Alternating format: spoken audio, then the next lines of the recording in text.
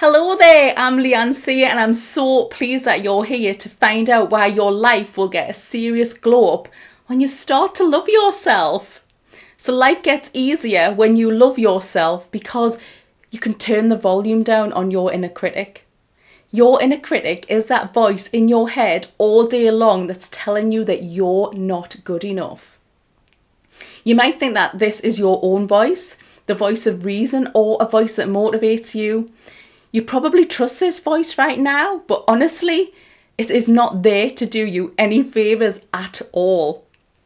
All it wants is for you to stay stuck and small and not feeling good enough.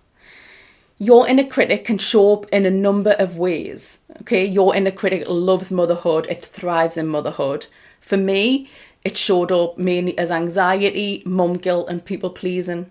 But it can also show up as perfectionism, imposter syndrome, overthinking, overplanning, hating your body, worrying what other people think of you, or comparison.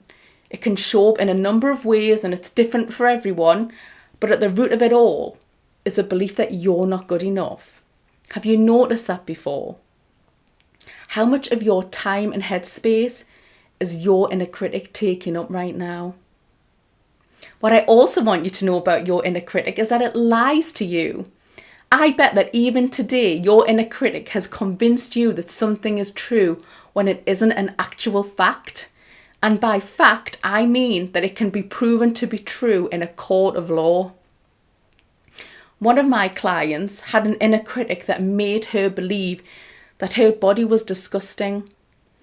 And she believed that all of her life, which took up a load of headspace, made her feel crap and kept her small and not feeling good enough.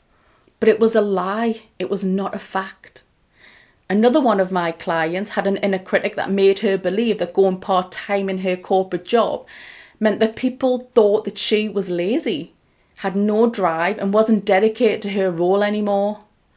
And as a result of this inner critic, she never switched off from work, she had no work-life balance, and she even worked on her days off to try and prove herself, resulting in her almost burning out.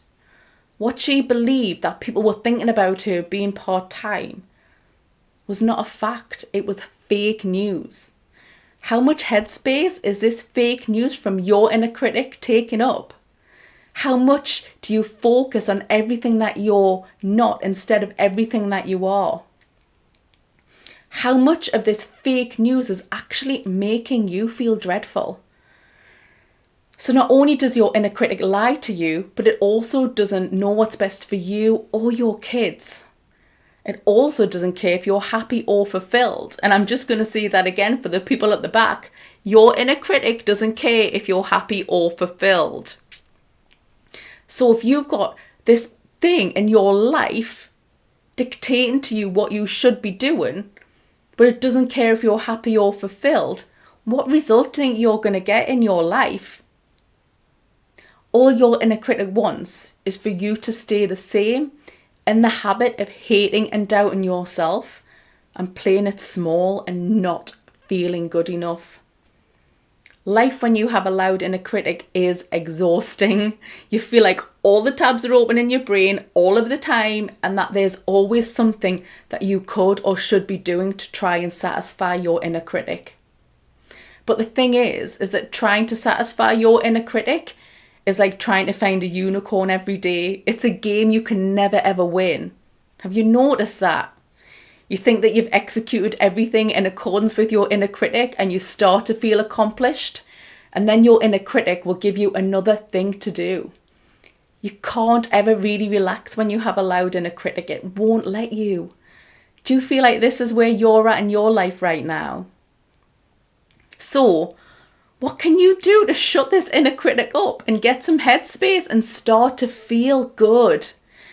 There are two things that you can do. And the first thing you're already doing right now, it's having an awareness of your inner critic.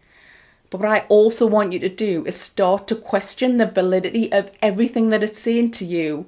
Call it out. Ask for evidence and detail.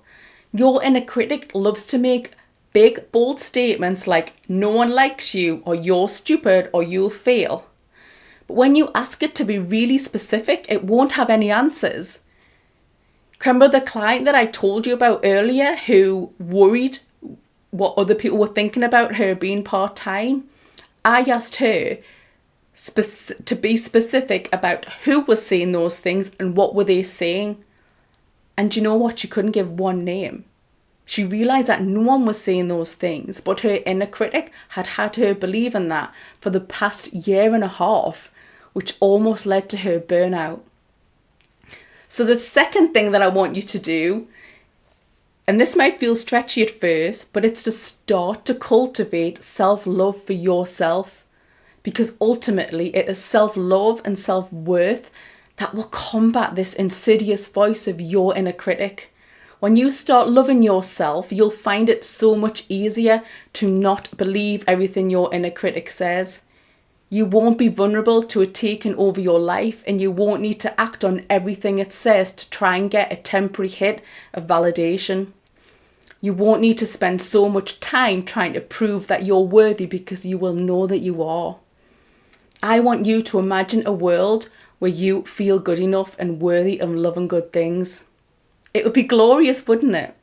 That life is waiting for you, babes. And I want to help you step into it.